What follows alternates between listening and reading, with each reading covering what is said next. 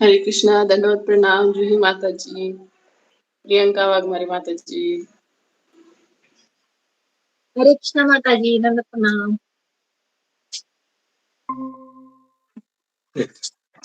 बताओ आपको रेट्स क्या है? ठीक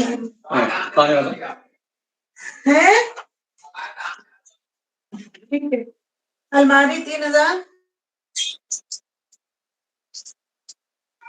हरे कृष्णा। हरे कृष्णा माता जी, बोला। झाली का तयारी? थोडी थोडी. काय नाही, आम्ही आहे सोबत तुमच्या.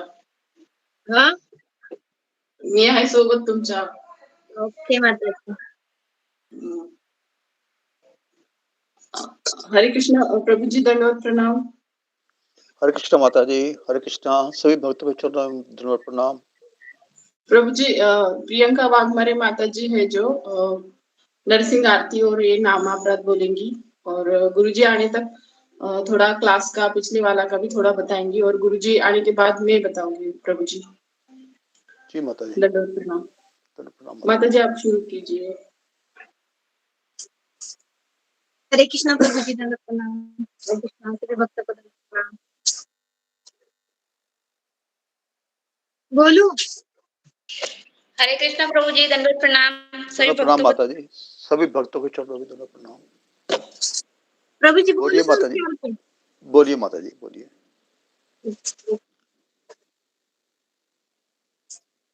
नमस्ते नरसिंहाय, प्रहलाद दलाय, हिरण्याकशिपूर्वक्षः शीलटङ्कनकालये, इतो नृसिंहा परतो नृसिंहा, इतो यामि ततो नृसिंहा, बहिर्नृसिंहा नृसिंहा, नरसिंहपदे शरणं प्रपदे, तव करकमलवरे नखात् अद्भुत स्नेहा, दानिदाहिरण्यकश्यपूतनुवृङ्गा, केशवदीरिता नरहरिरूपा, जय जगदीश हरे, जय जगदीश हरे, जय नरसिंहदेव नरसिंहदेव, जय नरसिंहदेव, जय प्रहलाद महाराज, प्रहलाद जय प्रहलाद महाराज, जय जय प्रभुपाद प्रभुपाद प्रभुपाद, जय जय प्रभुपाद। नरसिंह भगवान की जय। बहुत सुंदर माता जी, धन्यवाद। 10 नाम प्रभु बोलो प्रभु जी। जी माता जी। 10 अपराध, पवित्र नाम पे 10 अपराध। पहला, उन भक्तों की निंदा करना जिन्हें प्रचार के लिए अपना जीवन समर्पित कर दिया है, प्रभु के पवित्र नाम। दूसरा, भगवान शिव या भगवान ब्रह्मा जैसे देवताओं के नामों को भगवान विष्णु के नाम के बार बार या उससे अलग मानना। तीसरा, आध्यात्मिक गुरु का प्रभु जी, दंडवत प्रणाम। सभी भक्तों को दंडवत प्रणाम। चौथा, वैदिक शास्त्र के अनुसार में वैदिक शास्त्रों या शास्त्र का निर्देश करना। पांचवा, हरे कृष्णा प्रणाम। सभी भक्तों को दंडवत प्रणाम। नहीं मानना। छठवा, भगवान के पवित्र नाम के कुछ रक्षा करने के लिए। सातवां, पवित्र नाम के बल पर पाप कर्म करना। आठवां, हरे कृष्णा के जाप को उन शुभ्र कर्मकांड में से एक मानना जो वेदों में फलदायी गतिदा कर्मकांड के रूप में प्रस्तुत किया गया है। नौवां, एक श्रद्धावान व्यक्ति को पवित्र नाम की महिमा के बारे में निर्देश देना।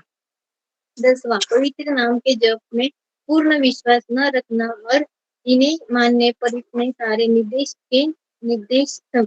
को समझने के बाद भी भौतिक असत्यों के बनाए रखना। जप करते समय असावधानी बरतना भी एक अपराध है।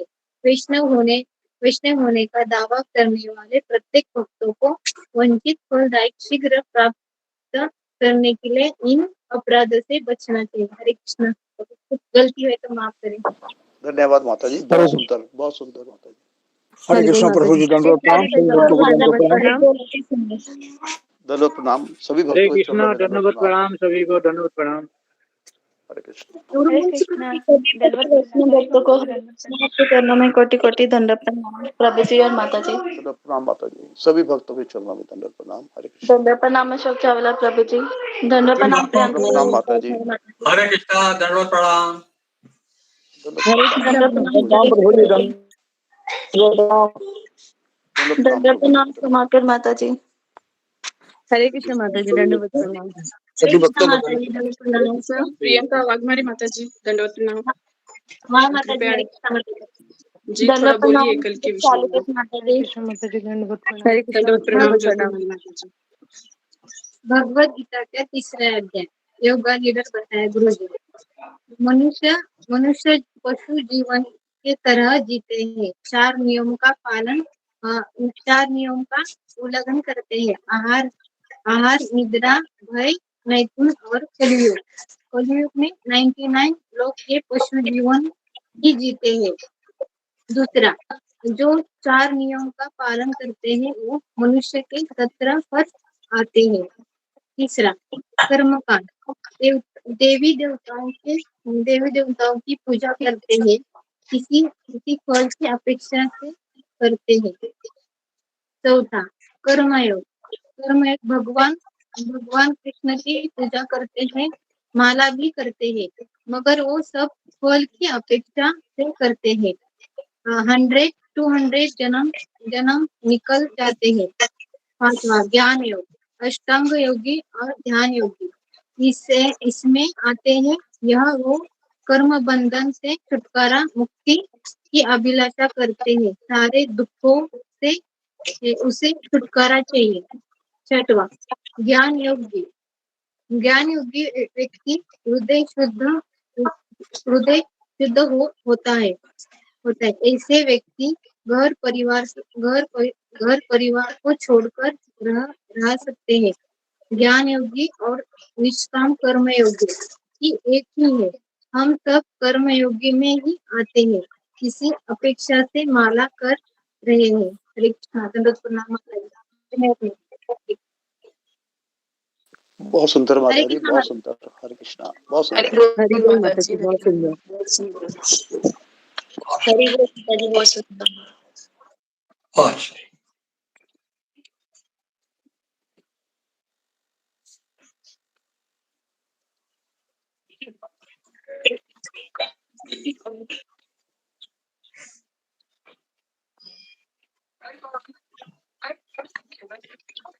हरे कृष्णा के चरण में मेरा दंडवत प्रणाम। हरे कृष्ण प्रभु जी माता जी से दंडवत प्रणाम। मंजरी माता जी आपके चरणों में दंडवत प्रणाम। मंजरी माता जी कैसे हैं आप? अब दंडवत प्रणाम। अभी ठीक है प्रभु जी। पेन कम हुआ? हरे कृष्ण सब भक्तों को दंडवत प्रणाम।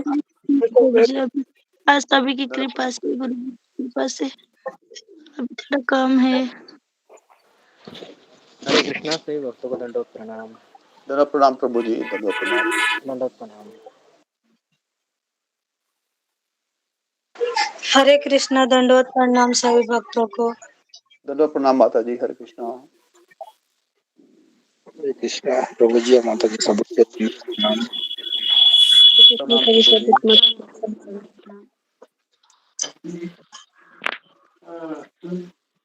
हरे कृष्ण सभी भक्तों को दंडवत प्रणाम। हरे कृष्ण दंडवत सभी प्रणाम को माता जी। दंडवत प्रणाम। हरे कृष्णा हरे हरे कृष्णा कृष्ण सभी को दंडवत प्रणाम। दंडवत प्रणाम गुरु जी। हरे कृष्ण गुरु जी। दंडवत प्रणाम। हरे कृष्णा हरे गुरु कृष्ण जी। गुरु जी दंडवत प्रणाम। हरे कृष्ण प्रभु जी कृष्ण देवा जी दंडवत हरे कृष्ण प्रणाम सभी गुरु जी भक्तों दंडवत को प्रणाम।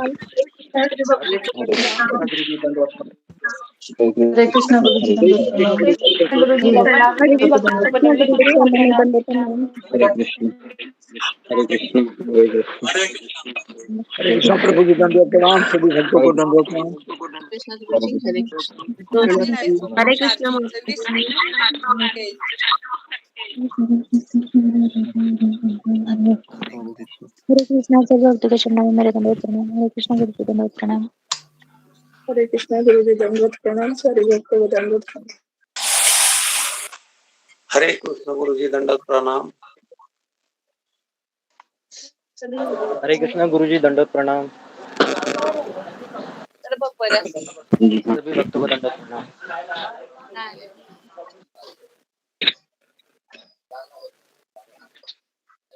ओके अच्छा जी, आशीष का टर्न था बताने का। आशीष चावला प्रभु। हरे कृष्णा गुरु जी दंडवत प्रणाम। सभी भक्त के वृषाली दंडवत माता प्रणाम।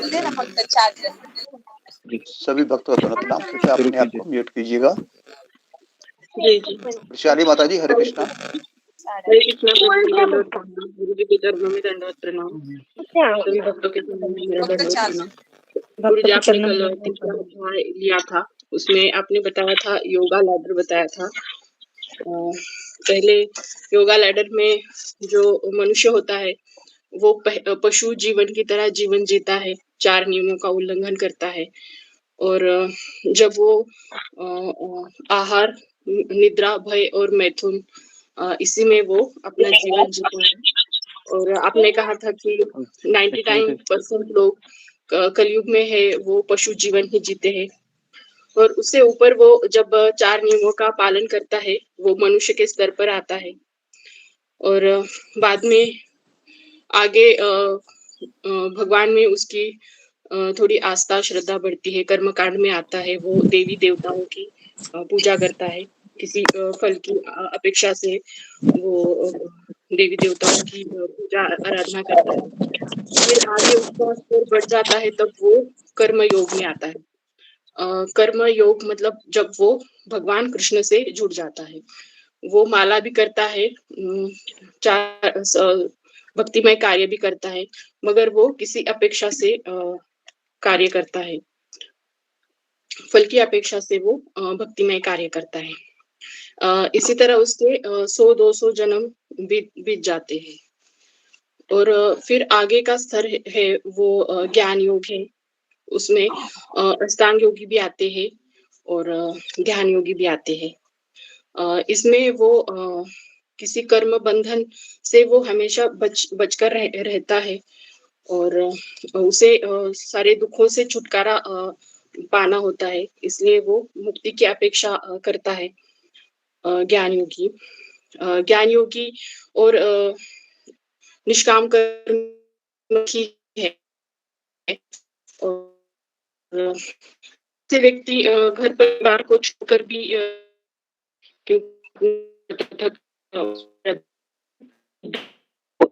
माता जी आपका आवाज कट रहा है।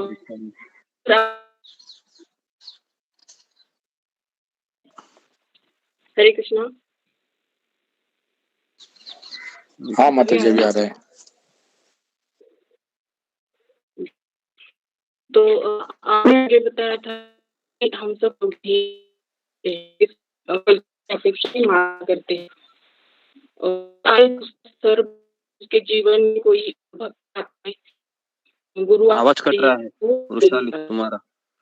थोड़ा सा नेटवर्क में आ जाओ और जी नेटवर्क में आ जाओ, जगह का लोकेशन चेंज करो।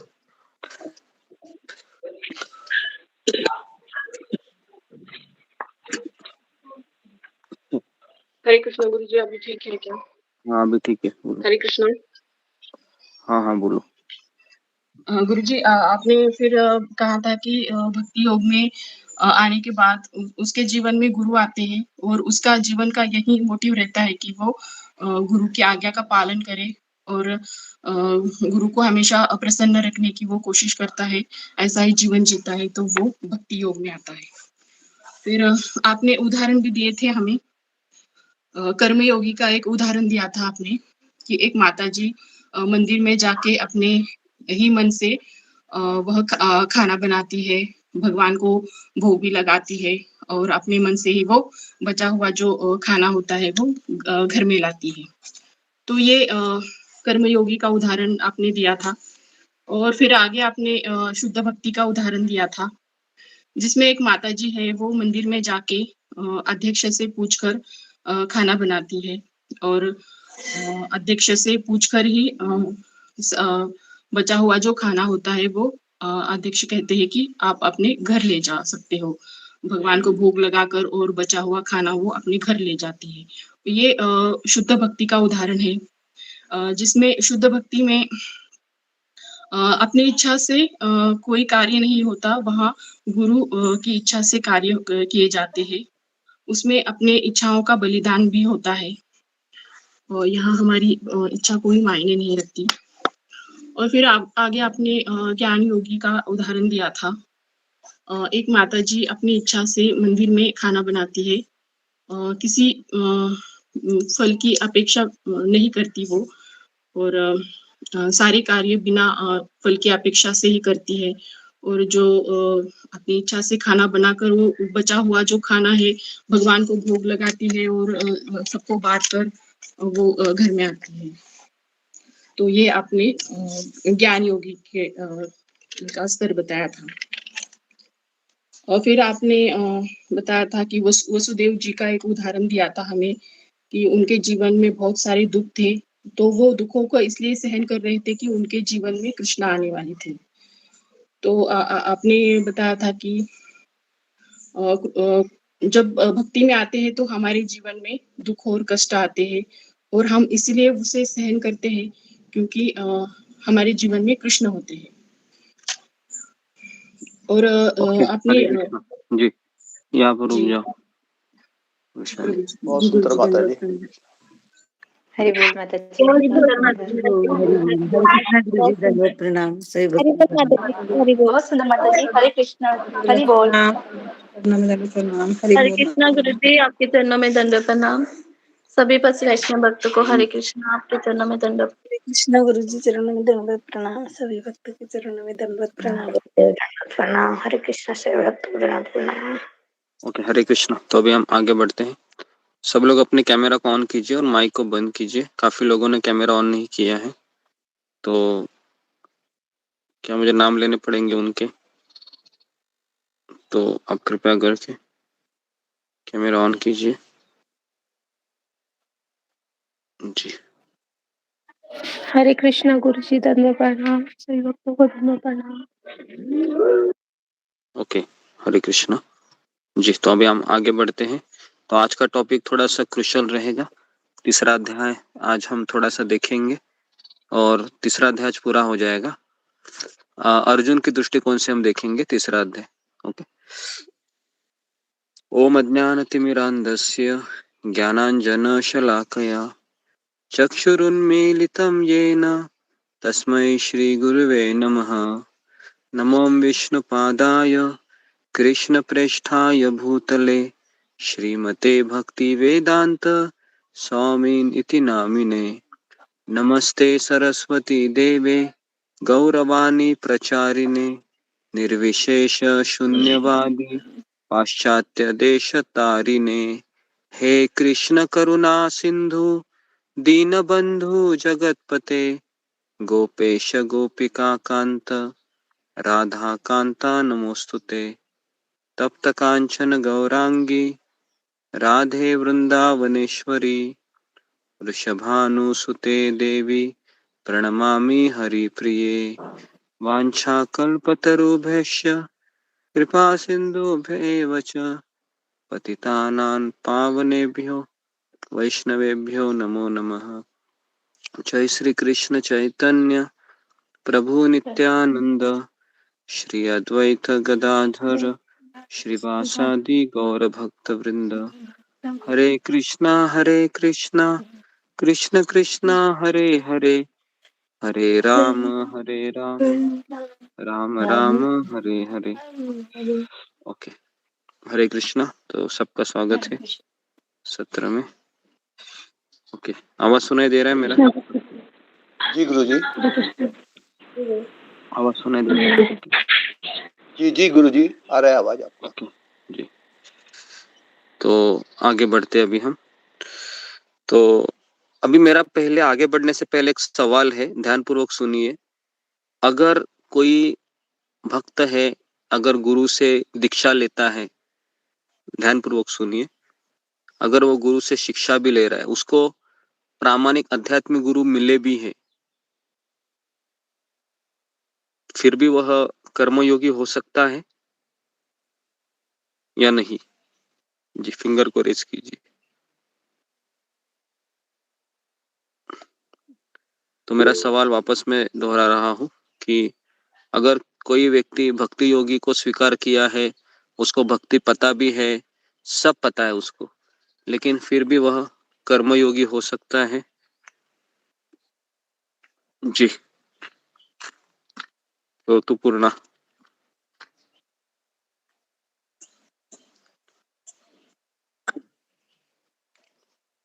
ओके, बोलिए जुम्मा गोराई।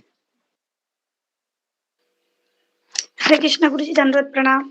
आप जैसे आपने बोले कि कोई भक्ति योगी भक्ति योग को स्वीकार किया है तो वो कर्मयोगी बन सकता है, क्योंकि वो भक्ति योगी का मतलब है गुरु की मार्गदर्शन में चलना, अपनी इच्छा पे नहीं चलना है। लेकिन जब वो अपनी मर्जी से चलने को चलता है, गुरु की आज्ञा को पालन नहीं करता है, कोई भी कारणवश या कोई आसक्ति जनित कारणवश हो या कोई लगाव के कारण पूरी समर्पण ना हो, तो वो कर्मयोगी होती है गुरुजी। हरे कृष्णा ओके गुरु जी। ओके, तो ये जो उत्तर है जो इन्होंने दिया, ये सही उत्तर है, क्योंकि कर्मयोगी, ज्ञान योगी, भक्ति योगी ये हमारी चेतना के आधार पे डिसाइड होता है। ये हमारी माला करना तो है ही, सत्संग भी करना है, लेकिन ये हमारी चेतना के ऊपर आधारित होता है। ओके, तो अभी हम तीसरे अध्याय में प्रवेश करते हैं। कल मैंने आपको योगा लैडर बताया, क्योंकि वो अगर बिना बताए आगे बढ़ नहीं सकते थे, तो इसके लिए थोड़ा सा उसमें प्रयास किया क्लैरिटी लाने का आपको। तो आज हम देखेंगे कि तीसरे अध्याय की शुरुआत अर्जुन के संभ्रम से होती है, भ्रमित अवस्था से होती है। ओके, तो भक्ति में व्यक्ति है 2 बार भ्रमित होता है। पहली बार भ्रमित कभी होता है? जब पहले अध्याय का अर्जुन है। अभी मेरा सवाल है, पहले अध्याय का अर्जुन और तीसरे अध्याय का अर्जुन, और दोनों का कारण है भ्रमित होना, तो क्या ये एक ही है या अलग है? फिंगर को रेज कीजिए। पहले अध्याय में अर्जुन भ्रमित होता है और अभी दूसरा अध्याय सुनने के बाद भी अर्जुन भ्रमित होता है, क्या यह एक ही है या अलग है? जी हाँ, फिंगर को रेज कीजिए। हाँ, अभी कीजिए। ओके, और अलग है तो क्यों अलग है, एक ही है तो क्यों एक ही है? ओके जी, रूबी कुमारी। हरे कृष्णा गुरुजी, धन्यवाद प्रणाम। गुरुजी, दोनों अलग है, क्योंकि पहले में वह भ्रमित होता है, अपने संबंधियों के प्रति सोचता है कि ये लोग सब शरीर है, तो यहाँ पर एक पहला भ्रमित होता है। दूसरे बार में भ्रमित होता है कि वे सोचता है कि मैं कौन सा कर्म करूं, और उनको डिसाइड नहीं हो पाता कि मैं कर्म योग करूं कि मतलब संन्यास लूं कि क्या करूं, इसमें भ्रमित होता है। कुछ गलती क्षमा करें।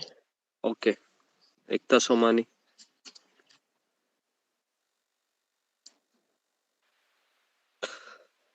हरे कृष्णा गुरु जी, दंडवत प्रणाम। गुरु जी, मेरा भी यही आंसर था कि पहले वो यही है अपने नहीं, क्या गुरुओं बोला को, है वो बोलो। हाँ यही है यही नहीं, मतलब गुरु और को अपने गुरु ताता चाऊ को देख के वो भ्रमित होता है, अपने सामने देख के। और दूसरे में वो मतलब ज्ञान योग श्रेष्ठ है या कर्म योग श्रेष्ठ है, वो समझ नहीं पाता है कि ज्ञान योग को देख के युद्ध को छोड़ के संन्यास लूं या फिर। ओके जी जी, ठीक है। तो अभी आप सब लोग समझ रहे हैं कि गीता को समझ रहे हैं। ये गीता को मैं इस तरह से आप लोगों को समझाने का प्रयास कर रहा हूँ ताकि आप सोचने में मजबूर हो। केवल मैं बताता रहूंगा, अर्जुन ने ये हो गया, अर्जुन ने ये सोचा, लेकिन आप अगर नहीं सोचोगे तो कुछ नहीं होगा। तो इसके लिए जब जब कोई पड़ाव आएगा आपको सोचना है। तो पहले अध्याय में अर्जुन भ्रमित हुआ था अज्ञान के कारण, है ना। उसकी अज्ञानता क्या थी? वो खुद को शरीर ही समझ रहा था, पितामह को शरीर समझ रहा था, है ना। और तीसरे अध्याय में वो भ्रमित क्यों हो रहा है? क्योंकि सारा चीज उसके सर के ऊपर चला गया। कर्मयोग सर के ऊपर गया, ज्ञान योग सर के ऊपर गया, निष्काम कर्म योग समझ सर के ऊपर गया। तो अर्जुन ने कृष्ण से पूछा वापस कि हे केशव, आप मुझे इतना ही बताइए कि मुझे क्या करना है, क्योंकि आपके उपदेशों से मेरी बुद्धि है वो भ्रमित हो गई है, मुझे कुछ समझ में नहीं है दूसरे अध्याय में। अभी जो तीसरे अध्याय से लेके जो छठे अध्याय तक कृष्ण अर्जुन को केवल कर्मयोग क्या है वो बताएंगे, ठीक है। तीसरे अध्याय से लेके छठे अध्याय तक, क्योंकि अर्जुन को पहले ही अध्याय दूसरे अध्याय में कुछ समझ में नहीं आया, तो इसके लिए कृष्ण ने सोचा मैं अर्जुन को स्टेप बाय स्टेप अभी समझाता हूँ, ठीक है। तो अभी अर्जुन क्या सवाल पूछता है कृष्ण से कि मुझे बताइए कि संन्यास लेना श्रेष्ठ है या कर्म करना श्रेष्ठ है। क्योंकि आप बोल रहे हैं कि युद्ध करो, लेकिन आप ये भी बोल रहे हैं कि ज्ञान है वो कर्म से श्रेष्ठ है। तो मैं समझ नहीं रहा हूँ कि आप मुझे संन्यास लेने के लिए कह रहे हैं या युद्ध करने के लिए कह रहे हैं। अगर युद्ध करने के लिए कह रहे हैं तो फिर आप संन्यास की बातें क्यों करते हो, ज्ञान की बातें क्यों कर रहे हो? तो मुझे समझ में नहीं आ रहा है कृष्ण, है ना। इसके ये सवाल के ऊपर ही मैंने पिछले गीता के क्लास में मैंने एक लेक्चर दिया था, बराबर याद है आपको? जो पुराने लोग हैं उनको याद होगा। ये जो एक सवाल है इसके ऊपर ही हमने एक पूरा लंबा डिस्कशन किया था पिछले सेशन में। जी। तो पिछले सेशन में भी काफी चीजें डिस्कस की थी, तो अभी हम डिटेल में नहीं जा रहे हैं। तो अभी कृष्ण उत्तर देते हैं कि देखो अर्जुन, ये जो तुमने सवाल पूछा है ना क्या करूं मैं, इसका एक लाइन में उत्तर नहीं है। सुनो, अभी दो प्रकार के पुरुष होते हैं, एक होता है कर्मयोगी और दूसरा होता है ज्ञान योगी। कर्मयोगी वो होता है जिसका हृदय अभी तक अशुद्ध है, उसका परिवार के प्रति आसक्ति है, तो उसके लिए अगर उसको कर्मयोग का पालन करना है तो उसको अपने कर्तव्य को निभाने होंगे, सब छोड़ छाड़ के नहीं जा सकता वो। और फिर कहते हैं कृष्ण, और दूसरा व्यक्ति होता है जिसको कहते हैं ज्ञान योगी। अब ये ज्ञान योगी वो होता है जिसका हृदय शुद्ध हुआ होता है, उसको परिवार के प्रति कोई मोह नहीं है, कोई आसक्ति नहीं है। अभी ये व्यक्ति आसानी से घर को छोड़कर संन्यास ले सकता है। तो इस तरीके से कृष्ण अर्जुन को कहते हैं कर्मयोग और ज्ञान योग, ऐसे दो प्रकार के पुरुष है। अभी यहाँ पर कृष्ण अर्जुन को ये समझाना चाह रहे हैं कि तुम ज्ञान योगी नहीं हो, तुम कर्म योगी हो। संन्यास किसके लिए है? ज्ञान योगी के लिए है, क्योंकि उसका हृदय शुद्ध हुआ है। तुम्हारा हृदय शुद्ध हुआ है क्या? तो अर्जुन कहता है नहीं, मेरा हृदय शुद्ध नहीं हुआ है। तो तुम्हारे लिए क्या है? कर्मयोगी। अभी हमारे लिए, हम साधक है ना, हम सब लोग यहाँ पर, तो हमारे लिए क्या है? हमारे लिए कर्मयोग और भक्ति योग ये एक ही है। कर्मयोग में हम कृष्ण के लिए कर्म करते हैं और फल कृष्ण को, गुरु को देते हैं, और भक्ति योग में भी हम वही करते हैं। तो एक भक्त के लिए ये दोनों सेम ही है, कर्मयोग और भक्ति योग। अभी उदाहरण दे रहा हूं मैं, अगर मैं मंदिर में हूँ, झाड़ू मार रहा हूं मैं मेरे हाथ से, है ना, और फिर मैं क्या कर रहा हूँ, किचन में जाके बर्तन घिस रहा हूँ, है ना, क्या ये कर्मयोग है या भक्ति योग है? कर्मयोग। कर्मयोग। कर्मयोग कहाँ दोनों है जी, कर्मयोग भी है, भक्ति योग भी है। अगर मंदिर में मार रहे हैं झाड़ू तो भक्ति होगी। घर में कर रहे हैं दोनों है गुरुजी। हाँ, दोनों है, कर्मयोग है, क्योंकि अगर मैं घर में भी झाड़ू मार रहा हूँ ये सोचकर कि ये घर मेरा मंदिर है कृष्ण का, तो घर में झाड़ू मारना भी क्या है? कर्मयोग, भक्ति योगी है, बराबर है, ठीक है। तो ओके, तो इस तरीके से अभी मान लो मैं भगवान के लिए फूलों की माला बना रहा हूँ, है ना, सुंदर सुंदर फूलों की माला बना रही हूँ, लेकिन मैं इसलिए बना रही हूँ ताकि सारे लोग खुश हो जाए, सब लोग देखे कृष्ण के ऊपर मेरी माला को। जी, ये कौन सा योग है? अभी भक्ति योग है या कर्म योग है? कर्म योग है। ओके जी, दिखने के लिए भक्ति योग लग रहा है ना, फूलों की माला वो कर रही है ना भगवान के लिए, लेकिन उसकी भावना क्या है कि लोग देखें इसको, लोग देखें और नाम करें, प्रशंसा करें। तो इस तरीके से कर्मयोग, ज्ञान योग। ओके, अभी आगे बढ़ते हैं। तो अभी यहाँ पर पहले सेक्शन में कृष्ण अर्जुन को समझाना चाह रहे हैं, देखो अर्जुन, अगर तुम संन्यास लोगे, है ना, अभी युद्ध से पलायन करोगे ये सोचकर कि मेरे लिए सन्यासी श्रेष्ठ है, तो कृष्ण ने कहा अर्जुन को, अर्जुन तुम्हारा हृदय है वह शुद्ध नहीं हुआ है।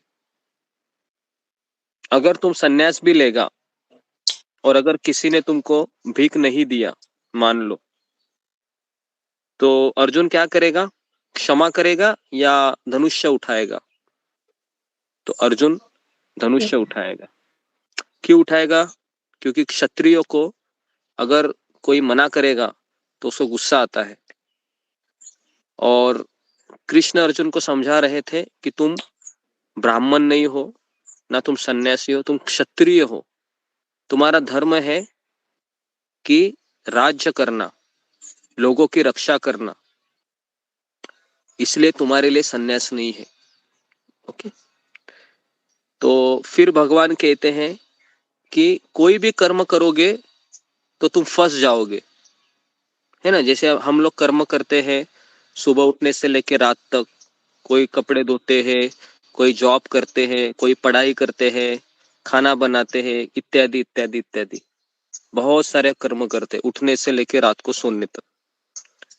तो अभी मेरा सवाल है आप लोगों को, इतने सारे कर्म करने के बाद व्यक्ति कर्म बंधन में फंस सकता है, क्योंकि प्रत्येक कर्म है वह दूसरे कर्म को जन्म देता है या उससे कुछ रिएक्शन होती है।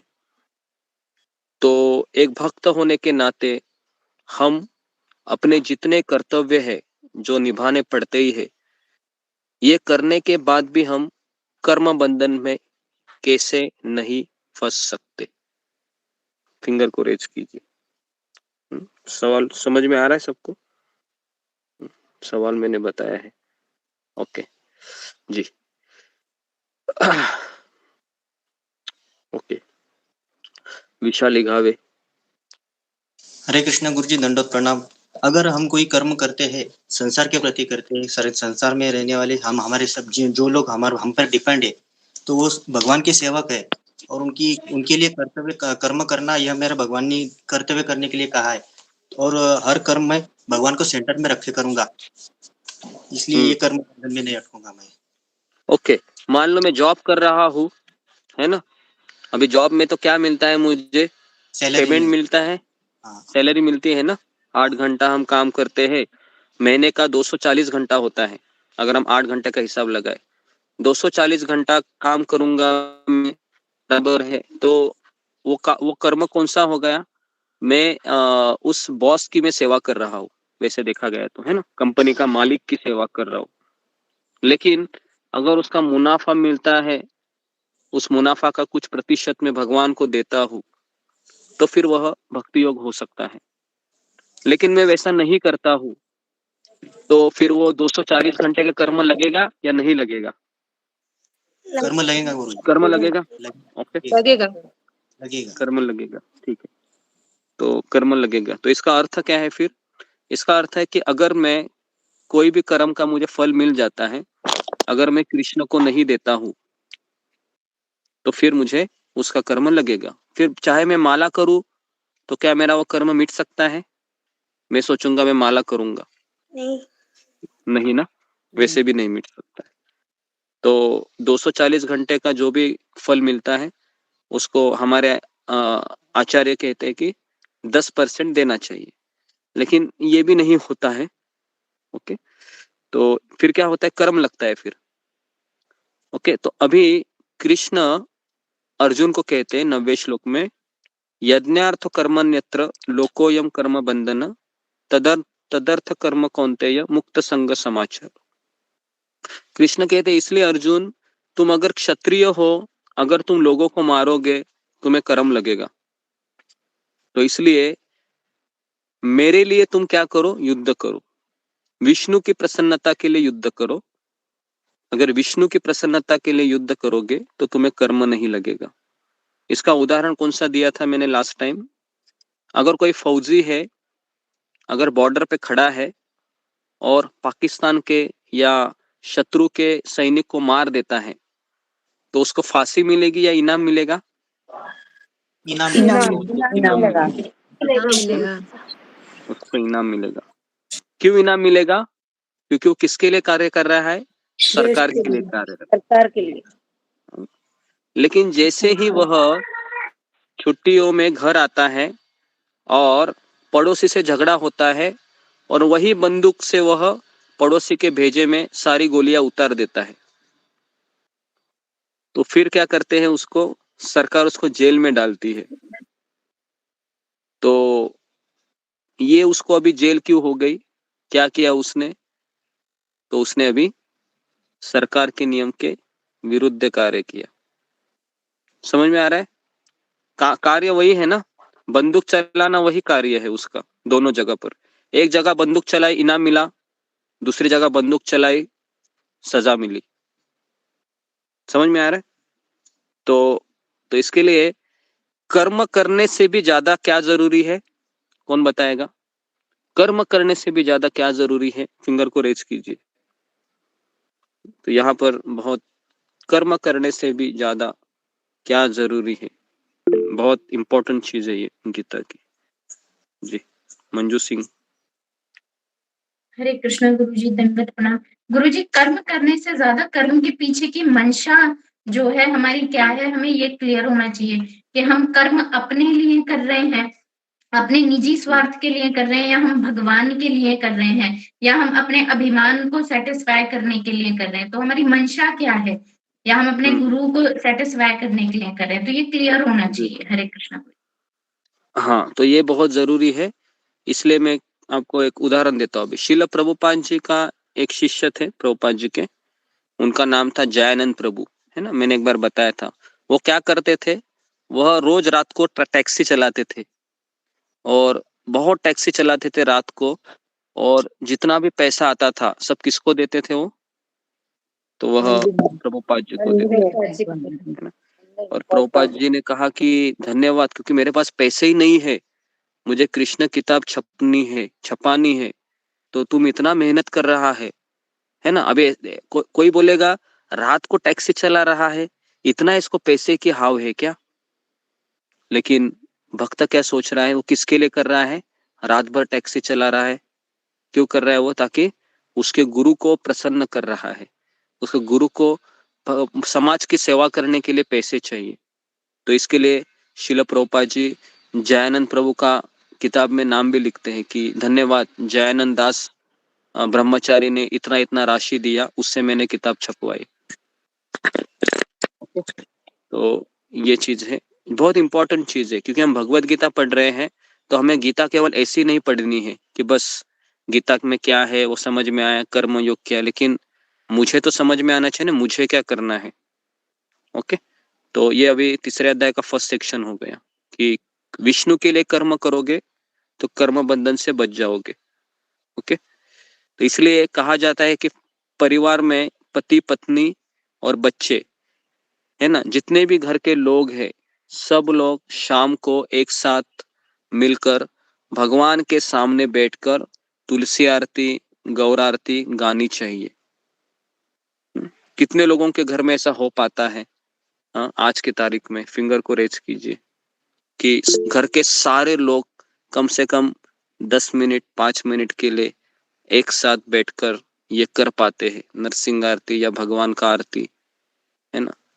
ओके, सारे लोग, हाँ, घर के, केवल आप अकेले नहीं तो आप बोलोगे मैं अकेली कर लेता हूँ। ओके गुरुजी, सारे मतलब हस्बैंड और बच्चे करते हैं और भाई नहीं करते उतना ही। वही हो गया कि घर के सारे लोग, मैंने कहा कि एटलीस्ट घर के सारे लोग करने चाहिए, चाहे जॉइंट फैमिली हो या फिर एटलीस्ट सिंगल फैमिली हो। सिंगल फैमिली में तो हो सकता है, जॉइंट फैमिली में जी। गुरुजी, एक टाइम ही होता है, अगर स्कूल जाते हैं तो नहीं, कभी कभार होता है, या फिर शाम को होता है। जी, तो ओके, तो कम से कम ऐसे कितने लोग हैं अभी? तो ऐसे 10-11 लोग हैं, है ना। 90 लोग में से 11 लोग हैं जो जिनके घर शाम को 5 बजे या शाम को 5 मिनट के लिए ये सुबह 5 मिनट के लिए एक साथ आते हैं, है ना। हाँ, कलयुग में बहुत दुर्लभ है ये, क्योंकि कलयुग में घर में अगर पांच पांच लोग रहेंगे तो सब लोग 5 कोने में बैठे रहते हैं, पता है आपको। शाम के समय हाँ, एक पूरब में बैठता है, दूसरा दक्षिण में बैठता है, तीसरा पश्चिम में बैठता है, और वह किस में लगे रहते हैं, मोबाइल में। फोन में, मोबाइल में गुरुजी, ओके, मोबाइल तो चलाते हैं। कौन सा योग हो गया वो, ये कौन सा योग हो गया? कर्मयोग, कर्मयोग, मोबाइल योग, मोबाइल कर्म योग। योग गुरुजी, मोबाइल मोबाइल योग हो गया ये। सही बोला, चुपचाप लोग। ओके, तो ये दूसरा योग हो गया। तो अभी ओके, तो अभी हम दूसरे सेक्शन में प्रवेश कर रहे हैं कि जी, तो अभी कृष्ण है अर्जुन को 10वें श्लोक से 16वें श्लोक तक कर्म कांड से कर्मयोग तक बताएंगे कि कैसे व्यक्ति कर्म कांड से कर्मयोग तक प्रवेश करता है। ठीक है, तो ये समझना बहुत जरूरी है कि ओके, तो कर्म कांड क्या हुआ। तो कृष्ण कहते हैं अर्जुन को कि यज्ञ है ना, जो मनुष्य और देवताओं के बीच सहयोग से व्यक्ति को सब कुछ प्राप्त होता है। जैसे यज्ञ से वर्षा उत्पन्न होती है, वर्षा से अनाज उत्पन्न होते हैं, है ना। तो प्रभुपाद कहते हैं कि अगर कोई व्यक्ति जो उसको प्राप्त हो रहा है, अगर वह देवताओं को नहीं चढ़ाता है तो उसको चोर कहा जाता है, देवता या भगवान। ओके, दोनों में से किसी को चढ़ाना चाहिए, लेकिन अगर वह देवताओं को चढ़ाएगा तो उसको कर्म कांड कहते हैं, और अगर वो विष्णु को चढ़ाएगा तो उसको कर्मयोग कहते हैं। ओके, तो अभी मान लो मेरे घर में कुछ लोग हैं, वह गणेश जी की पूजा करते हैं, या सरस्वती माँ की पूजा करते हैं, या शिव जी की पूजा करते हैं। तो ये सारे कौन से श्रेणी में आते हैं? तो ये सब कर्मकांड जी, कर्मकांड में आते हैं। तो कभी कभी हम देखते हैं कि अगर कोई परिवार में इस्कॉन का कोई भक्त बन जाता है तो उसके लिए बहुत दिक्कत की बात होती है, क्योंकि अल्टर में सब कुछ होता है ना। शिव जी भी होते हैं, गणेश जी होते हैं, माता रानी होती है, राम दरबार होता है कि नहीं ऐसे? राम दरबार, फिर क्या कौन कौन से दरबार होते हैं, सारी चीजें होती है। ओके, तो इस तरीके से किसी किसी घर में तो मल्टीपल देवी देवताओं की पूजा होती है। जैसे संडे के दिन इनका, मंडे का दिन इनका, वेनसडे के दिन, थर्सडे के दिन, गुरु के दिन, है ना। हमारे घर में मंगलवार में गणपति का उपवास रहता था, मतलब मेरे घर की बात कर रहा हूँ मैं, बचपन में। और मेरे पिताजी ने गुरु किए थे, तो गुरु का गुरुवार, तो इसके लिए उस दिन भी उपवास रहता था। और शनिवार के दिन बजरंग बली का उपवास रखते थे। तो ऐसे हफ्ते में 3 दिन उपवास रहता था, और बाकी के दिन तो फिर एकदम ही सारी चीजें करते थे। ओके, और बीच में कभी संकष्टी आती है, संकष्टी चतुर्थी, जो गणेश जी का एक दिन होता है, उस समय उपवास करते थे, है ना। और अमावस्या आई तो क्या करते थे, नारियल फोड़ते थे। पता है ये सब, आपने भी सुना होगा। ये सारी चीजें तो कर्मकांड हर कोई कर लेता है ना। नहीं गुरु जी, हम भी करते थे गुरुजी पहले। हमारे घर में करते हाँ, तो ये सब पहले सारे लोग करते होंगे।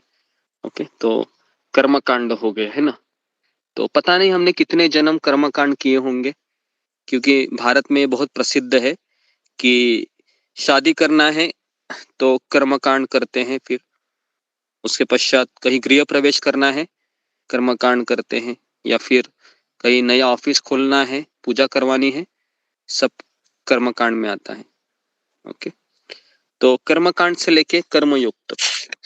तो जी, तो इस तरीके से भगवान कहते हैं कि जो व्यक्ति खाना बनाता है और भगवान को भोग नहीं लगाता है, उसको भगवत गीता के अनुसार क्या कहते हैं? वह चोर चोर है। ओके जी, अभी मेरा यहाँ पर सवाल है कि उसको चोर क्यों कहते हैं? फिंगर को रेज कीजिए कि कृष्ण उसको चोर क्यों कह रहे हैं कि हालांकि वह अपने कष्ट से वह खाना मतलब पैसे कमा रहे हैं और पैसे कमाने के बाद वह किराना माला की दुकान से गेहूं चावल है ना, तरकारी सब्जियां सारा चीज लेके आता है, तो फिर भी कृष्ण उसको चोर कहते हैं। बहुत इंपॉर्टेंट क्वेश्चन है ये, क्यों कृष्ण उसको चोर कहते हैं? जी ओके, प्रवीणा। हरे कृष्ण गुरु जी, दंडवत प्रणाम। सभी भक्तों के चरणों में दंडवत प्रणाम। गुरु जी, सब भगवान का ही है, इसलिए भगवान को ना देकर खाने से वो चोर कहलाए। ओके, सब भगवान का है, लेकिन वो कह रहा है कि मैं 10 घंटा जॉब किया, मुझे सैलरी मिला है अभी, तो मैंने तो कष्ट की कमाई है ना?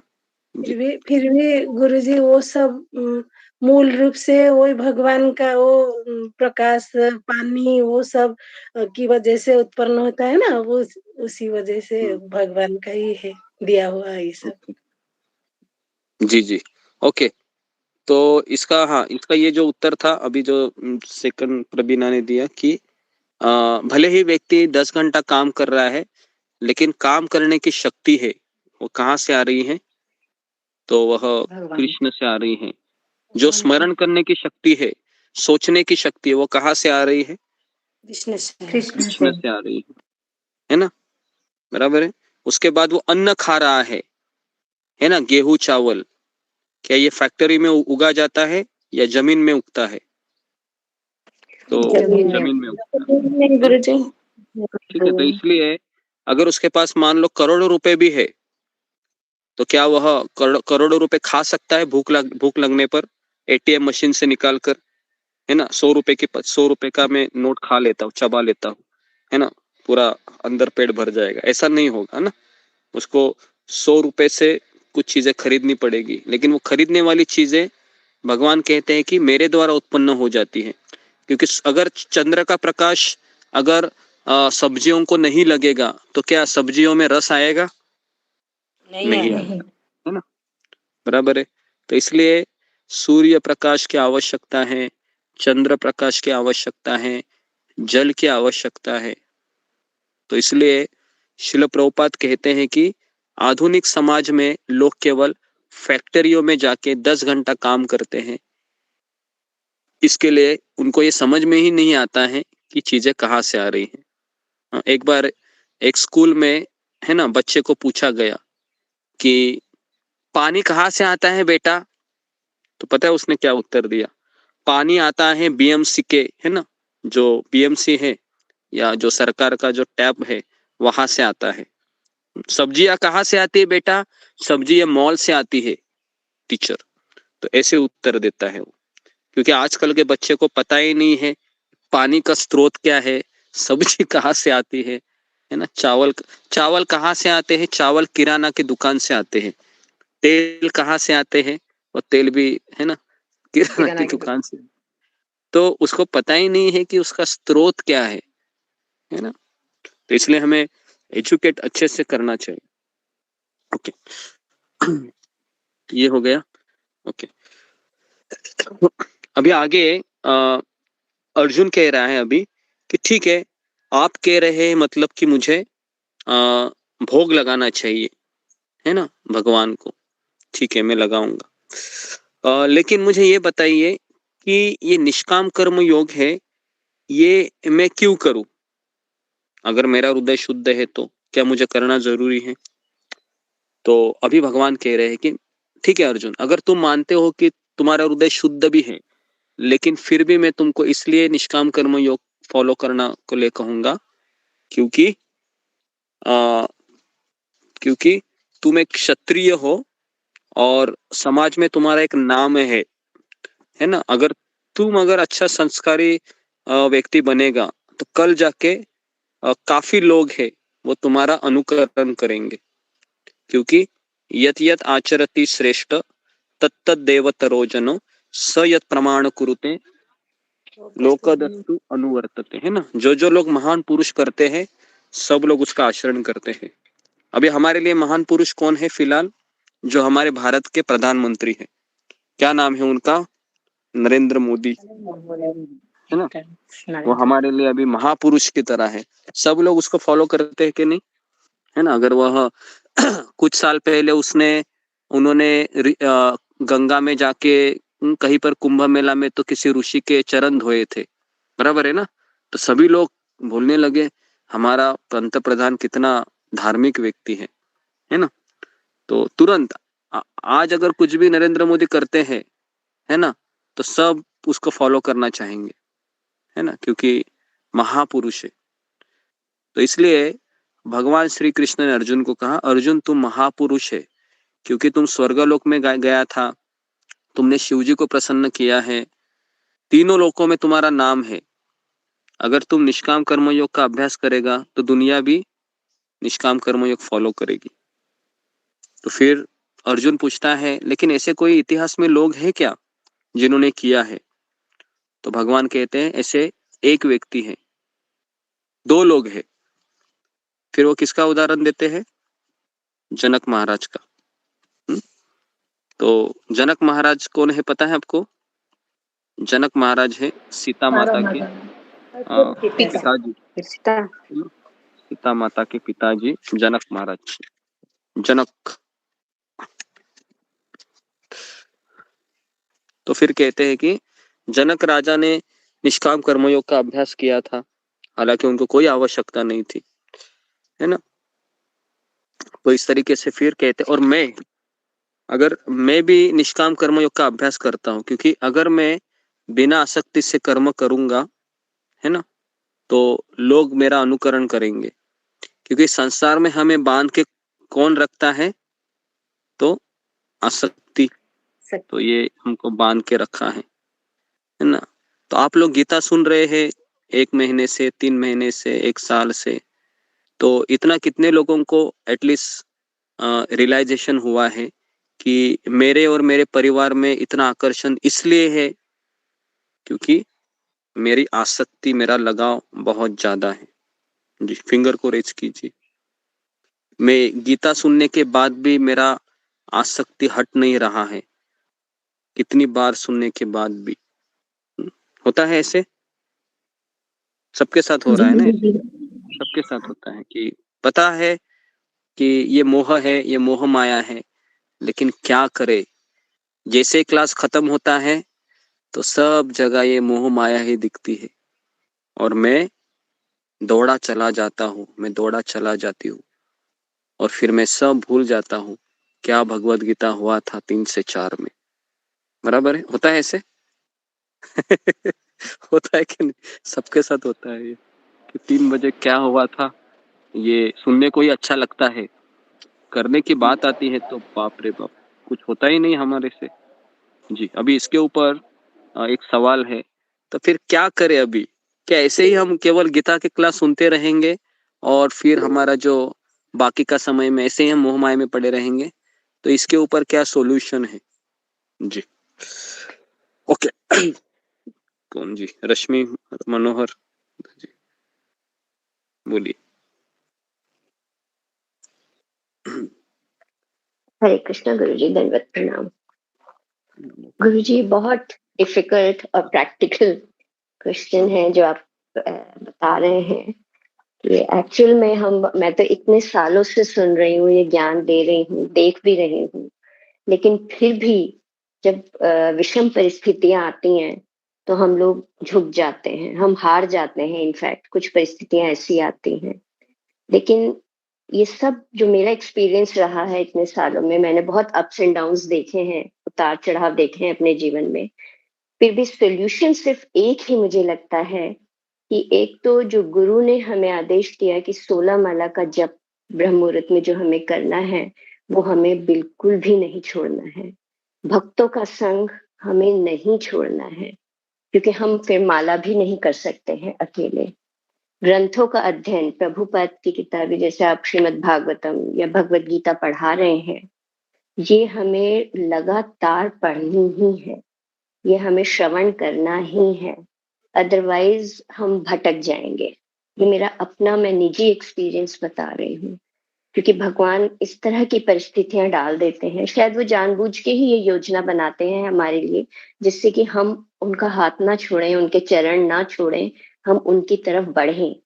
और वही हमारे लिए हल भी निकाल रहे हैं, क्योंकि हम माला करते रहते हैं तो वो किसी न किसी मोड़ पे आके हमें गुरु का आश्रय दिलवा देते हैं। क्योंकि मैं तो दीक्षा ले चुकी हूँ, तो ये तो पॉसिबल नहीं है कि हर समय मैं दीक्षा गुरु के साथ रहूं या फिजिकली मैं उनकी सेवा कर सकूं, लेकिन जो उनके प्रतिनिधि हैं, जो भी महाराज जी हैं, उनके गॉड ब्रदर्स हैं, उनके प्रतिनिधि हैं, आप जैसे गुरु महाराज हैं, आप लोगों का आश्रय हमें मिल जाता है, जो कि हमें नहीं छोड़ना है। इसमें भी कई बार होता है हम क्लासेस नहीं अटेंड कर पाते, कभी नेटवर्क नहीं आ रहा है, कभी मोबाइल में प्रॉब्लम आ रही है, कभी घर की भी कुछ प्रॉब्लम आ रही है, लेकिन फिर भी हमें दृढ़ संकल्प करके कि नहीं, हमें ये सब करना है, चाहे हम 4 बजे लॉग इन हो, चाहे हम 5 बजे हो। मैंने देखा है कुछ माता जी वो 2:30 बजे भी लॉग इन हुई भी होती हैं। मैं मोबाइल ऑन करती हूँ तो वो दिखता है मुझे। तो ये सब भक्ति जो है ये हमें स्ट्रांग बनाएगी, यही हमें भक्ति के जो स्टेप्स हैं उनमें आगे बढ़ाएगी। तो आप लोगों का साथ, भक्तों का साथ, वो बहुत जरूरी है। और अपने नियमों का, जो भी हमारे धर्म का पालन करने के नियम हमें बनाए गए हैं हमारे इस्कॉन में स्पेशली, क्योंकि परंपरा से जो भी जुड़े हुए हैं, प्रामाणिक जो हमें नियम बताए गए हैं, ये हमें जरूर फॉलो करने चाहिए। ऐसा मेरा जो है वो अनुभव है। कुछ गलती हुई हो जी जी, ओके, धन्यवाद। हरी बोल माता जी, सही बहुत बहुत हरी बोल। धन्यवाद, बहुत धन्यवाद माता जी। हरी बोल माता जी, हरी बोल माता जी, हरी बोल माता जी, धन्यवाद। हरी बोल माता जी, हरी बोल माता जी, बहुत अच्छा लगता है। हरी बोल। जी जी, हरे कृष्णा। मैंने रश्मि मनोहर माता जी को कहा था, आप एक बार अपना साक्षात्कार दीजिए, आपका अनुभव बताइए, तो आप लोगों को अच्छा होगा। लेकिन घर में उनकी परिस्थिति थोड़ी विपरीत है, इसके लिए वो नहीं दे पा रही। नहीं तो उनको भी काफी अच्छा अनुभव है, दीक्षित भक्त है वो। ओके, हरे कृष्ण जी। और किसी को कुछ कहना है कि हम कैसे इसको कर सकते हैं?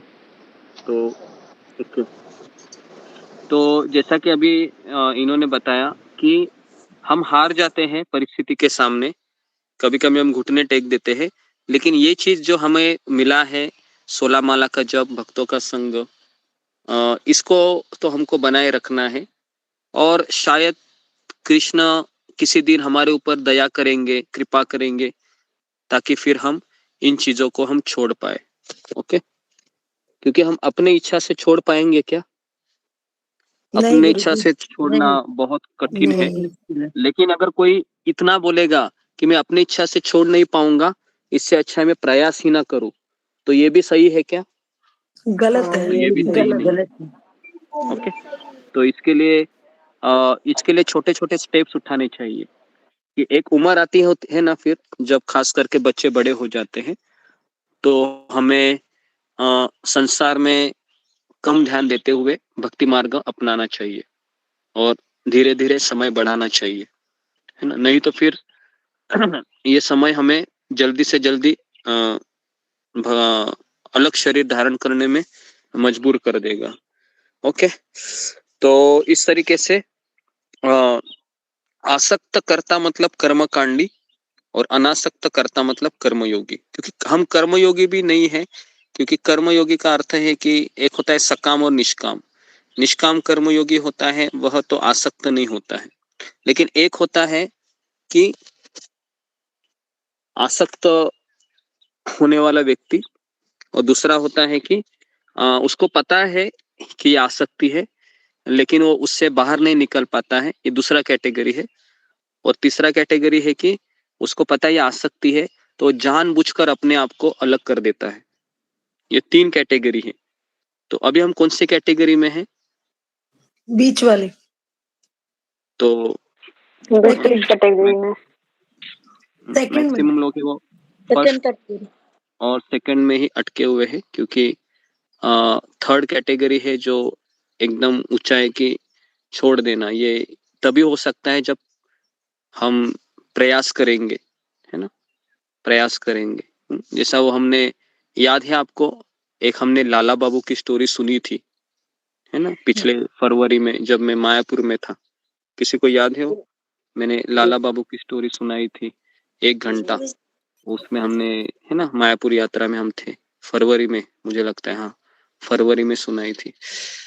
तो उसमें हमने बताया था ना कि किस तरह से वो स्टेप लेता है कि तुरंत क्या बोलता है वो कि सूरज ढल रहा है ना, अंधेरा कि हो रहा समय जा रहा है, बढ़ अंधेरा रहा हो रहा है, है, समय जी जा जी रहा है। ओके। वो डायलॉग की कितना अच्छा था ना, मुझे लगता है कि सबने अपने मोबाइल की ट्यून वही लगानी चाहिए। क्या लगता है आपको? मोबाइल बजेगा तो वही ट्यून याद आएगी आपको, है ना, अंधेरा हो रहा है, सूरज निकल रहा है, फिर आप तुरंत माला लेंगे हाथ में, है ना, जैसे जैसे आपको कॉल आएगा आप माला लेते रहोगे, है ना। तो ये कॉलर ट्यून, ऐसी कॉलर ट्यून लगाइए जिससे आप प्रेरित हो जाए माला करने के लिए, बराबर है। ऐसे भी होता है ना, कोई लोग ऐसे रखते हैं, मैंने देखा है, कोई लोग, है ना। ओके, जो भी है, तो अभी हम जी, तो इस तरीके से अभी कृष्ण अर्जुन को कहते हैं कि दूसरों के लिए तुम क्या करो, उदाहरण बनो। लेकिन अभी कृष्ण कहते हैं अर्जुन को, लेकिन इसमें एक समस्या है। अर्जुन कहता है क्या समस्या है? समस्या ये है कि कर्मयोग का सबसे बड़ा शत्रु है काम, जो हमें पतन की ओर धकेलता है। काम मतलब ऐसी इच्छा जो कृष्ण से हमें दूर ले जाए, दूर ले जाए, दूर ले जाती है। काम मतलब केवल स्त्री पुरुष संबंध नहीं है।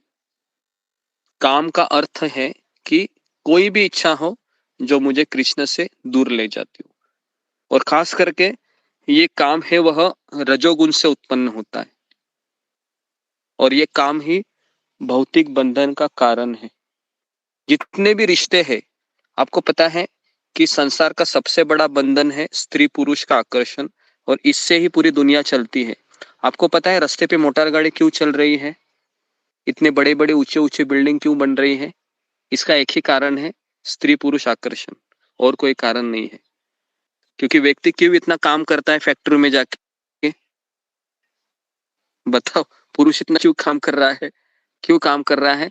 ताकि उसको जब शाम को रात को आए तो अपने पत्नी से कुछ संतुष्टि मिले, बराबर है। पूरी दुनिया यही कर रही है, पूरी दुनिया को वही घुमा रहा है, ये काम घुमा रहा है ना। तो इसके लिए ये काम ही सबसे बड़ा हमारा शत्रु है, जो हमें बिना आसक्ति से कर्म करने के लिए रोकता है। ओके, तो अर्जुन पूछता है ये काम कहाँ रहता है कृष्ण? कृष्ण बोलता है कहाँ नहीं रहता, सबसे पहले हमारे मन में रहता है ये, फिर हमारी बुद्धि में रहता है ना। तो सब जगह पर है ये। तो कृष्ण कहते हैं कि ये काम कभी संतुष्ट हो सकता है, सॉरी, अर्जुन कहता है ये काम कभी संतुष्ट हो सकता है, कृष्ण कहते हैं कि कभी भी नहीं। जितना हम अपनी इच्छाओं को बढ़ाएंगे उतना ये ज्यादा कष्ट देगा। तो फिर क्या कर जाए, क्या करे, कैसे विजय प्राप्त करे? तो कृष्ण कहते हैं सबसे पहले अपनी इंद्रियों को भगवान की सेवा में लगाओ। तो हमारी इंद्रिय कितनी है? 5 है ना। तो पहले तुम अपनी आंखों से मोबाइल मत देखो। किसको देखो? कृष्ण को, भगवान को देखो। अपने कानों से पिक्चर के गाने मत सुनो, या फिर किशोर कुमार के दर्द भरे गीत, मोहम्मद रफी के दर्द भरे गीत भी मत सुनो। क्या सुनो तुम? कृष्ण के कथाएं सुनो, भजन कथा, और मुंह से क्या करो, मुंह से कोई ऐसी चीजें मत खाओ, है ना। प्रसाद खाओ और मुंह से भगवान के बारे में कहो। तो इस तरीके से, और हाथ और पैर को भगवान की सेवा में लगाओ। तो इस तरह से काम पर विजय प्राप्त कर सकते हैं। ओके, तो यहाँ पर तीसरा अध्याय पूर्ण होता है ना। तो जी, तो इस तरीके से ये भगवान ने अर्जुन को तीसरा अध्याय समझाया, और कल हम चौथे अध्याय देखेंगे कि इस काम को वश करने के लिए ज्ञान की आवश्यकता है। और ये ज्ञान का स्रोत कहाँ है, ये ज्ञान कहाँ प्राप्त होता है, ये हम कल देखेंगे। लेकिन आज जो हुआ है इसके ऊपर किसी के सवाल हैं तो आप पूछ सकते हैं तीसरे अध्याय के ऊपर। ओके, जो जो चीजें हमने आज चर्चा की। ओके जी, ओके ममता कुमारी। हरे कृष्णा गुरुजी, दंडवत प्रणाम। गुरुजी जैसे आप बताए हैं कि जैसे लोग सैलरी कमाते हैं तो हमें उनका 10% देना चाहिए, तो उससे कर्म बंधन नहीं लगता है। तो मान लीजिए आदमी तो सैलरी बहुत कमाता है, इसमें 10% देता भी है, तो बाकी का जो वो अपने परिवार के लिए अपने ऊपर ही खर्च करता है, तो ये किस भावना से करना चाहिए? और क्या इसमें कर्म बंधन नहीं लगता है? तो ये तो भक्त तो ये भी नहीं सोचता है, भक्त तो केवल भगवान के बारे में ही सोचता है। तो ये क्या कर्म युग युग ही हुआ ना गुरु जी? ये कर्म युग हुआ ना, ये भगवान के लिए केवल दे रहे हैं, तो इसमें तो कर्म बंधन पूरी तरह तो नहीं खत्म होगा ना गुरु जी? अपने लिए अपने ऊपर तो खर्च कर ही रहे हैं ना हम लोग। नहीं, रूपा गोस्वामी ने इसका मूल्यांकन दिया था कि उसका 100% सैलरी में से रूप गोस्वामी ने कहा था कि 50% देना चाहिए कृष्ण की सेवा में, 25% इमरजेंसी में रखना चाहिए बैंक में डिपॉजिट करके, और 25% अपने परिवार का राशन पानी, उसका दवा दारू जो भी रहता है, मेडिसिन। तो इस तरह से उन्होंने बताया था। लेकिन प्रभुपाद ने कहा कि अगर वो 50% देगा कलयुग में तो उसके लिए तो असंभव है। तो प्रभुपाद ने उसको 10% कर दिया अभी, है ना। लेकिन लोग 10% भी देते हैं क्या? नहीं देते हैं, कोई भी नहीं देते हैं, है ना। 5% भी कोई देते हैं, पता नहीं मुझे। तो हमारे यहाँ पर भी नहीं देते। लेकिन ऐसे लोग हैं जो अपने गुरु को, है ना, अब सारा चीज दे देते हैं और कहते हैं कि मुझे कर्म बंधन नहीं चाहिए, आप जैसा मुझे दोगे वैसे मैं रहूंगा। तो ये तो बहुत बड़ा शरणागति हुआ। लेकिन हम मिनिमम हमको 10% से शुरू करना चाहिए, और फिर जो भी पैसे हम रखते हैं इमरजेंसी के लिए कुछ फंड होना चाहिए, और कुछ फंड है वह मेडिक्लेम के लिए, है ना, मेडिकल इंश्योरेंस होना चाहिए। आजकल तो बहुत जरूरी है ना, मेडिकल इंश्योरेंस होना। और फिर आगे का जो भी है वो हमारे EMI हो या जो भी चीजें हैं, एजुकेशन हो, या फिर कहीं दूसरी जगह आप इस्तेमाल कर सकते हैं। ओके, तो ये गुरुजी कैलकुलेशन है। इसमें हमारी चेतना क्या होना चाहिए गुरुजी की भगवान से जुड़ जाए? चेतना हमारी यही होनी चाहिए कि हमारे लिए खर्चा नहीं करना चाहिए। समझ में आ रहा है? हमें दूसरों के लिए खर्चा करना चाहिए। मैं तो कहता हूँ कि सबसे बेस्ट है कि मैंने 2 दिन पहले भी कहा था कि हम हमारे लिए कुछ खरीद अगर मुझे कुछ खरीदना है और अगर किसी को लगता है कि आप कुछ खरीदो, तो हमें दूसरों को बोलना चाहिए आप फिर मेरे लिए खरीदो जो आपको अच्छा लगता है ना। इससे क्या होगा, व्यक्ति अटैच नहीं होगा, है ना। तो ये एक अच्छा रहता है कि क्योंकि अपनी पसंद अगर हम कुछ खरीदते हैं तो फिर वह उसके इम्प्रेशन हमारे मन में बने रहते हैं, है ना। तो मुझे तो 2-3 कोरोना के बाद तो मैं कभी किसी भी शॉपिंग मॉल में भी नहीं गया हूँ। 4-5 साल हो गए, मैंने अपने लिए कुछ खरीदा भी नहीं है। जो लोग मुझे यात्रा में ऐसे देते हैं धोती कुर्ता, है ना, वही इस्तेमाल करता रहता हूँ मैं, है ना। कभी कभी तो मेरे बटन भी ये रहते हैं, लेकिन उसको ही मैं रिपेयर करके कंटिन्यू करता हूँ, क्योंकि हमें उनसे ये नहीं होना चाहिए ना, मोह नहीं होना चाहिए कपड़े से, खास करके किसी किसी चीजों से। नहीं तो क्या होगा कि हम भक्ति कर रहे हैं और चीजों को भी इकट्ठा कर रहे हैं। तो बहुत जरूरी है खास करके, क्योंकि मैंने देखा है कि भक्त लोग भी क्या करते हैं कि इवन लेडीज को ज्यादा देखे हैं कि इतना सब सुनने के बाद भी वह ब्यूटी पार्लर में जाना हो या फिर घंटों आईने के सामने खड़ा रहना हो, ये सब चीजें हैं एक भक्त को शोभा नहीं देती है ना। लेकिन एक भक्त को साफ सुथरा स्वच्छ होना चाहिए, है ना। और पुरुष को भी, है ना, इतना नहीं होना चाहिए। लेकिन मैंने ज्यादा पुरुष को देखा नहीं है आईने के सामने खड़ा होकर, है ना, ऐसे करना। बराबर है ना? क्या आप लोगों का भी यही रहे? ज्यादा लेडीज का ही ये काम होता है कि आईने के सामने खड़ा होकर वह बहुत समय वो ये करती है, और इतना सुनने के बाद कि हम शरीर नहीं, हम आत्मा है, फिर भी वो उस शरीर के ढांचे को सजाने में लगी रहती है। बराबर है। हमारे भी ग्रुप में है ऐसे, अभी मैं नाम नहीं लेता हूँ, लेकिन ऐसा दिखाई देता है। तो ये सब गलत है। तो हमें इसके ऊपर है ना तिलक लगाना चाहिए। वो तिलक दिखता नहीं है, दूसरी चीजें दिखती है ना। तो एक वैष्णव का आभूषण है ये तिलक। ये तिलक नहीं रहेगा और फिर हम किस भाव से आएंगे हम।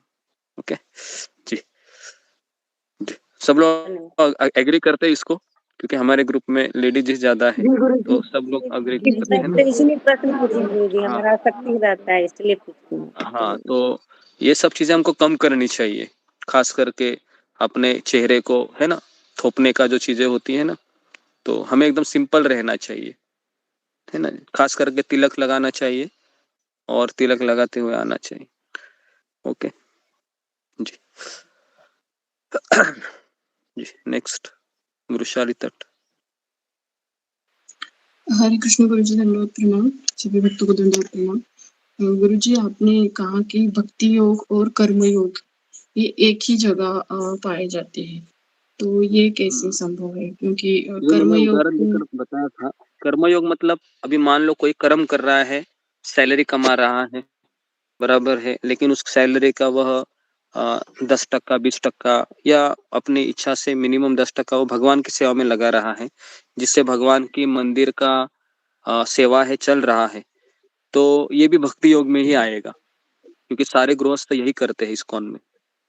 ठीक है, क्योंकि वो भगवान के लिए वो आमदनी दे रहे हैं वो, और क्योंकि गुरु ने कहा है कि 10% देना चाहिए, तो अभी मुझे पता है कि किसी के जेब में टका देना ये आसान नहीं है कलयुग में, बराबर है। कोई किसी को मांगने के लिए आता है तो 1000 रुपए भी कोई देता नहीं है किसी को आजकल की तारीख में। तो इसके लिए वह कर्मयोग दिखने में दिख रहा है, लेकिन वो क्या है? आवाज नहीं आ रही। भक्ति योग है।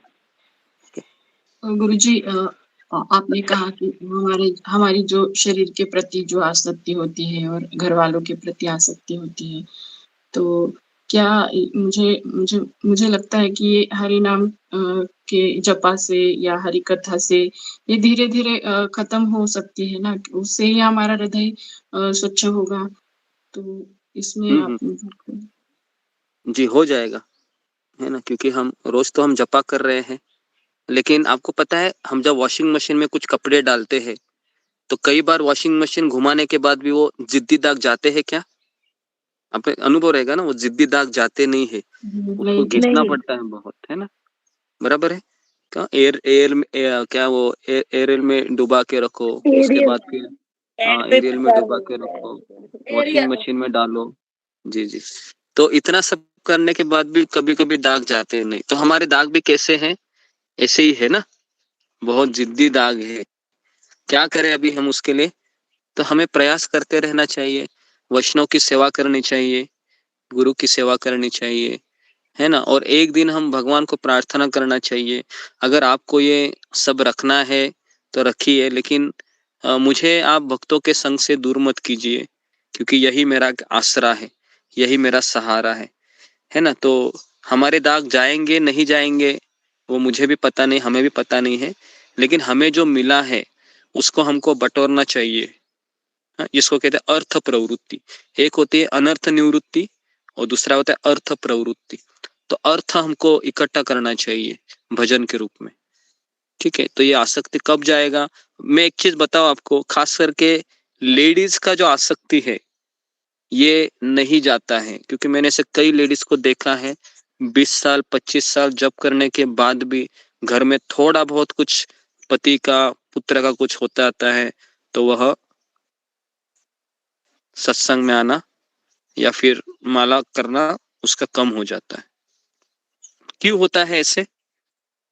तो इसका कारण मैंने बताया था कि स्त्रियां ये ज्यादातर पीछे स्त्री है, अपने इमोशंस मन दिल से से सोचती और है। भावनात्मक रूप से सोचती है, बराबर है ना। कितने लोगों का ये अनुभव है कि घर में कुछ हो जाता है तो जपा कुछ मालाएं रह जाती है। अभी तक का कितने लोगों का ये अनुभव है लेडीज का? फिंगर को रेज कीजिए कि माला रह जाना हो, या फिर, है ना, या फिर सत्संग में आने की, सत्संग को पोस्टपोन कर देते हैं, फिर बाद में देख लेंगे, अभी अभी नहीं, है ना। कई लोग ऐसे हैं, क्योंकि कई लेडीज का ऐसा हो जाता है, क्योंकि लेडीज सोचती है कि नहीं, अभी अभी मैं नहीं कर सकती, मेरा मन अभी इसी में अटका हुआ है। तो इसके लिए वो कभी बुद्धि से सोच ही नहीं पाती है। बहुत कम है ऐसे लेडीज को देखा है जो बहुत, क्योंकि हमारे इको विलेज में एक माता जी हैं जिनके बारे में बताता हूँ, उनका नाम है अनंग सुंदरी माता जी है। वो बहुत सीनियर है, वो छोड़कर आई यहाँ पर। उसका पति अमेरिका में रहता है, उसकी बेटी भी अमेरिका में रहती है, पढ़ रही है वो, लेकिन उसने पति को भी छोड़ दिया, बच्ची को भी छोड़ा और इधर आई है, अकेली रह रही है वो इको विलेज में। बहुत पैसे वाली है वो, उसका उम्र कुछ तो 48-47 के आसपास है।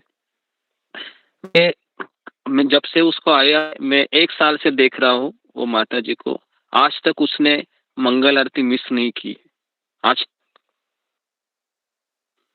समझ में आ रहा है आपको? आवाज आ रहा है मेरा सबको?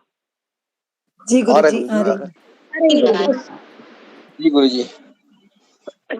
तो ऐसे मैंने एक आध लेडीज को देखे हैं इको विलेज में भी, 1-2 लेडीज को देखे, लेकिन कोई मैंने बाद में किसी लेडीज को देखा नहीं कंटिन्यू वो मंगल आरती में आती। हालांकि मंदिर के अंदर ही रहते हैं, मतलब मंदिर से 50 मीटर 10 मीटर दूरी पे ही रहते हैं।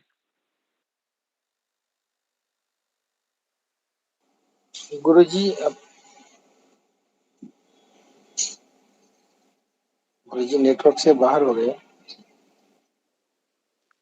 अभी ज्वाइन करेंगे गुरुजी।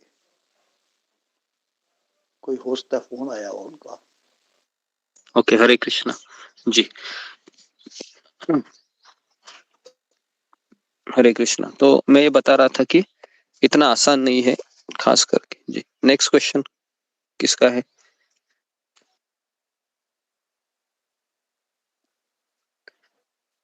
जी अशोक चावला प्रभु, नेक्स्ट क्वेश्चन किसका है? गुरुजी प्रियंका सहगल माता जी। जी बोलिए। हरे कृष्णा गुरुजी, मैं संचित। गुरुजी मेरा प्रश्न ये था कि जैसे मेरा सब्जेक्ट है बायोलॉजी, तो हमें लैब में जाकर एजुकेशन का सवाल अभी मत पूछो। नहीं गुरुजी, हमें ना जानवरों को वहां मारना पड़ता है, मतलब इंसेक्ट्स को जैसे, तो इसमें हमें अपराध लगेगा? अपराध तो लगेगा ही। तो उसमें गुरुजी क्या कर सकते हैं हम, क्योंकि वो कंपलसरी होता है हमें इंसेक्ट मॉर्फोलॉजी।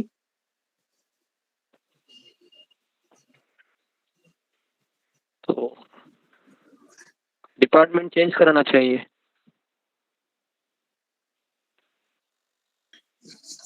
जी गुरुजी। समझ में आया क्या? वो भगवान ने थोड़ी ना कहा है हमको कि उधर ही करो करके, वो तो हमने चूज किया है ना।